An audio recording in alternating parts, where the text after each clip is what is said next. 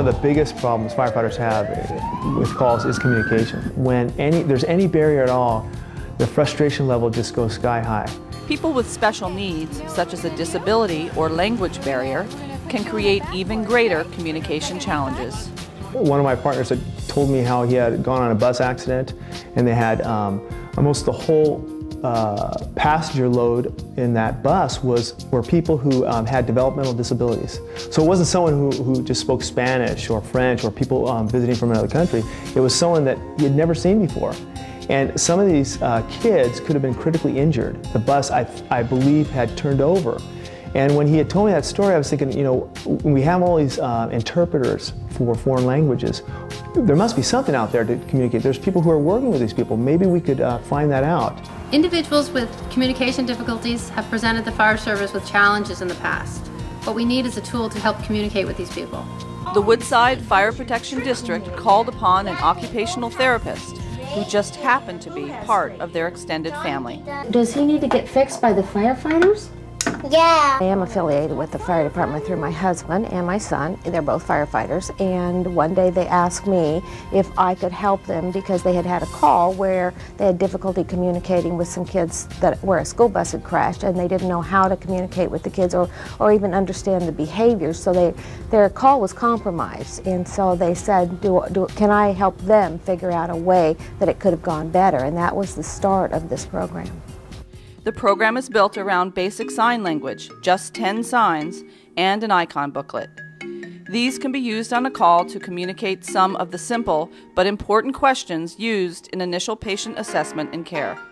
Those 10 basic signs allow a firefighter, paramedic, because those are the ones who are really talking to a patient, to first tell a patient, we're here to help you. This is who we are. You know, one of them like fire, that we're a fireman. We're here to help you. And so those 10 basic signs just give us a very full picture in a short amount of time of what's going on with them. This program was designed to be used by first responders, specifically firefighter and firefighter paramedics, to be used as a communication tool so that when they are on a call with individuals who may have difficulty with communication for whatever reason, it could be a child or an adult, and when words are not enough, then you have gestures, which would be sign language, and you have icons, which would be the picture book, so that every firefighter, paramedic will have access to a tool that can be readily used on a call.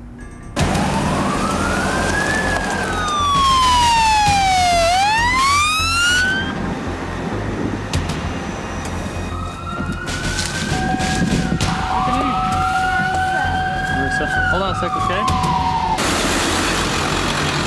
Get in here and get seats down here. Okay, copy. You want me to start a second medication? The kids are usually scared. They have a hard time with adults that they're not familiar with. And then we're very large to them because we're wearing a lot of gear. So we look unusual to them and they're very fearful. Firefighters can look for red flags that may signal someone has special needs, and an alternative form of communication may be required. There is no response to a question. There is obvious disability, like cerebral palsy. There is a verbal difference from children or adults of a similar age. There is no or inaccurate response to metaphors such as, be like a statue. They repeat the question. The response is off-topic or nonsensical. All right. Lucy, we got either some communication or developmental challenges here. You want to handle this one? Okay, I've got a booklet. Are you hurt, Lucas? When we find that we're having difficulty communicating with children, we have this booklet for special need children. Hi! Who's Mom? I'm your friend. I'm here to help. Okay, stay still for a second, okay? And if they respond, then we know that they're a special need child. And we have a flip chart that provides us with information that we can provide to the children and communicate with them in that manner. Okay, I want you to stay down, okay? Just a few basic signs will allow us to reassure them that we're there to help them, that we're their friend, to try and locate the problem, the injury that they have so we can treat it, and just to continually reassure them while we're treating it that we're still their friend and we're there to help them. You know, I'd probably just be scared to death. I don't know, I might be under so much stress that I'd faint. With the booklet and these new techniques, firefighters are able to communicate with these kids in a very simple manner and give them the patient care they need. Using the basic signs, firefighters and paramedics can communicate with special needs patients. The icon booklet illustrates graphically commonly understood signs that cross language barriers, allowing for communication on yet another level. This program provides an alternative way to communicate with people of all ages with a variety of disabilities that may affect communication, including physical disabilities such as deafness, multiple sclerosis, or cerebral palsy, developmental disabilities such as autism and Down syndrome,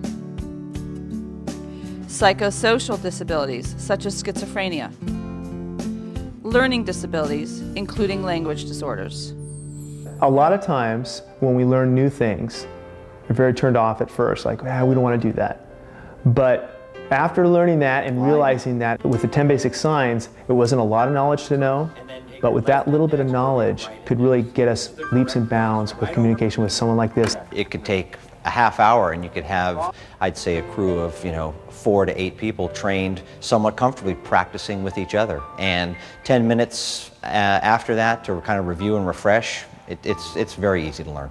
By having 10 simple signs, it's something that you can learn fairly easily. It's something they can practice together in the station. So it makes it a lot simpler when they do have to respond to that type of an incident. Sign language is basically using gestures to communicate, so it's really no different than what we're used to.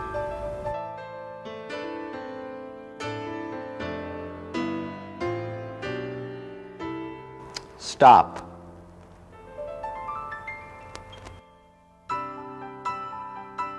Wait.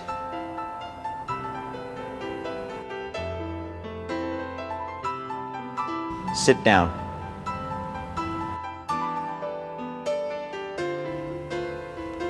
Lie down. Friend.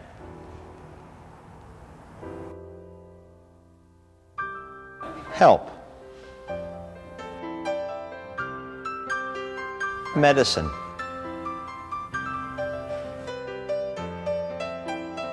Drive.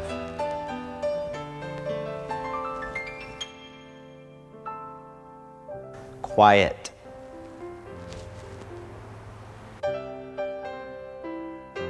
Better. There are 2 primary goals of the program. First, to provide information and tools to first responders to use in the field to support communication in situations where the client may have difficulties. The second goal is to encourage all educational programs supporting special education students to teach the basic signs and icons. These signs are taught in the school system to all children as part of outreach and education. All children learn the signs, and the firefighters are able to share their messages with more children. You might be a little bit scared, and I want to make you feel more comfortable. I might tell you that I'm your friend. What is the sign for friend? Friend! We do public education, fire prevention, fire safety at our public schools. We've never been able to include the kids with the learning disabilities because we don't have the tools to communicate with them. With the booklet, with the help communicating, we can reach out to these kids, get their attention, and we're able to teach them about fire safety and fire prevention. To fully support these goals, the program developers provide a range of materials. This video, which serves as an initial introduction. The Icon and Sign Book, which helps firefighters learn the signs and is a valuable resource in the field. The manual, which provides more detailed information and background on the people with disabilities this program seeks to help. The poster, placed in schools and firehouses, is a reminder of the program and the icons and signs. These children are all over the county, obviously, and if we had a need for it, I'm positive that other departments will have a need for it. And it's so easy to learn. The booklet is self-contained, there's going to be no cost, and it's just a win-win situation. It's like the hula hoop. It should have been done a long time ago. It's simple. Details on the program are available on the internet at www.woodsidefire.org. Here you can download all the details to implement the program, including instruction on the 10 simple signs, the icon booklet, and the manual. And it's all free of charge.